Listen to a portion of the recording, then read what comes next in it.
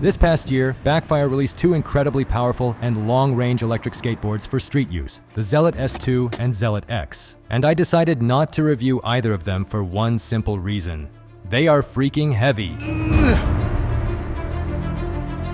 I said in a previous video that I won't be covering any more boards that weigh over 10 kilograms, unless there's some noteworthy innovation. Of course, what qualifies as a quote-unquote noteworthy innovation is highly subjective. While the Zealot S2 and Zealot X were not the first boards to implement an ambient light strip around the contours of the deck, Backfire is likely the brand to turn this feature into an e-skate trend. Admittedly, the ambient light looks incredibly cool, but I personally don't like inviting attention to myself, so it's not the type of feature that would get me to overlook the weight of those boards. For context, the original Backfire Zealot was 8 kilograms, the Zealot S was 8.5, the Zealot S2 leaps to 10.4 kilograms, and the Zealot X weighs a whopping 11.2 kilograms, making it one of the heaviest boards in the street boards category. Aside from the weight and some janky aesthetics, the S2 and X have great specs that appeal to many people, particularly their high-capacity batteries. The 400 watt-hour Zealot S2 would get a range of around 40 kilometers, and the 500 watt-hour Zealot X around 50 kilometers. The 6358 motors on the Zealot X are huge for a street board. And with a 14S system and top speeds of 48 and 50 kilometers per hour, these boards are way more powerful than I would ever need. If you're gonna push these boards to their limits, I highly suggest that you wear a full suit of protection and ride on a familiar closed course. Although the Zealot S2 and X offer exactly what many e-skate enthusiasts want from a street board, I personally would prefer a board that trades some speed and torque for reduced weight while keeping the best qualities of a Backfire board. And as it turns out, that board now exists. It's the Backfire Zealot V.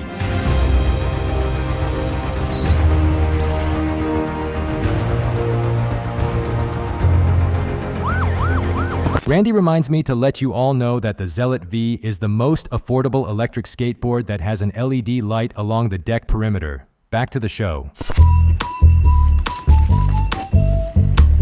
The most important thing you need to know about the Zealot V is that it might be smaller than you think. From just looking at pictures on Backfire's website without any other boards next to it, the Zealot V looks like any other Backfire Zealot. But it is, in fact, by far, Backfire's shortest and narrowest street board in the longboard form factor. At 85.5 centimeters long, it is 11.5 centimeters shorter than the Backfire G2 Black and 14 centimeters shorter than the Zealot S2 and Zealot X.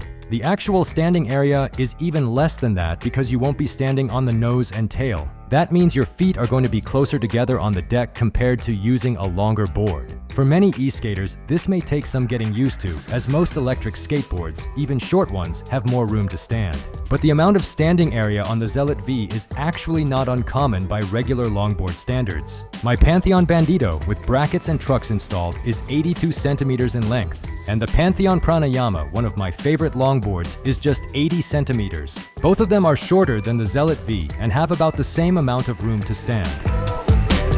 The width of the Zealot V deck is also worth noting. I'm traveling right now and don't have the board with me, but Backfire lists the width as 21.5 centimeters, which I assume is the widest part of the deck. That's 1.5 centimeters narrower than the G2 Black, and about 3 centimeters narrower than the Zealot S2 and Zealot X. That may not sound like much, but your feet will feel the difference. For context, 21.5 centimeters is about 8.5 inches, which is about the width of a regular skateboard. For a longboard, that width is narrow, but it's not uncommon. Compared to a larger deck, you could say that a smaller deck is generally less comfortable, but that partly depends on how long you're actually standing on the deck. As someone who rides in the city, comfort isn't an issue for me on this board since my feet get plenty of breaks when stopping at intersections. In fact, I actually like the narrow deck. I get so much leverage when turning without having to reposition my feet. Although the deck is smaller, the trucks are 7 inches, the same width as the G2 Black trucks, and just a little bit shorter than the Zealot S2 and Zealot X trucks. And the wheels are the same as Backfire's now standard urethane wheels, 96 by 55 millimeters ADA. When I rode the Zealot V and the S2 back-to-back, the V felt way more nimble and closer to a normal longboard. The Zealot S2 and X in comparison felt like a barge, though to be fair, they were set up to be stable at high speeds. The Zealot V has a respectable top speed of 42 kilometers per hour, but on a small board like this, I prefer to keep it loose and ride at a relatively safe speed for bailing. The battery is 216 watt-hours, 10S2P, and made up of Samsung 30Q cells. For my weight of 69 kilograms, that should get me roughly 21 kilometers of range. As a small entry-level board, I think the range and performance are more than adequate. This isn't the type of board I would take for a long ride, but I would take it with me throughout the city since it's so easy to pick up. Or perhaps take it with me on vacation since Backfire announced a 99 watt-hour travel battery that can be taken on planes. So cool. Judging by the capacity, I'm guessing the travel battery would get me 9 to 10 kilometers of range. The Zealot V weighs just 7.6 kilograms. Stepping on the tail to pick it up is way easier than doing the same on the Zealot S2 and Zealot X. Difficult. Easy. I actually found myself enjoying the Zealot V much more than I expected. Honestly, when I first saw the board back when it was called the Zealot Mini, I thought that shrinking down the Zealot to make a smaller version was the laziest idea ever. I mean, just look at Backfire's lineup. They currently have 14 boards, and they all kind of look the same, and most of them even feel the same when you're just cruising casually. But even though the Zealot V looks like its larger predecessors, the experience of this board feels totally different. Your feet are closer together, the turns are quicker and sharper, and the portability is far greater. So even though this board lacks originality in its design, it at least feels like a totally different Zealot. I do realize that my enjoyment of this board has a lot to do with the novelty of riding something different. Even so, I would go as far as to say that this is currently my favorite board in the Zealot series. With all that said, just because the Zealot V is my favorite Zealot, it might not be your favorite Zealot. While I'm 6 feet tall and enjoy the short deck for its agility and portability, I know many people would prefer a larger and more stable platform, and a lot more power. The Zealot S2 and Zealot X are both larger, more stable, and way more powerful than the Zealot V. And they use Backfire's Halo remote, which has an impressive color display, and a fingerprint scanner.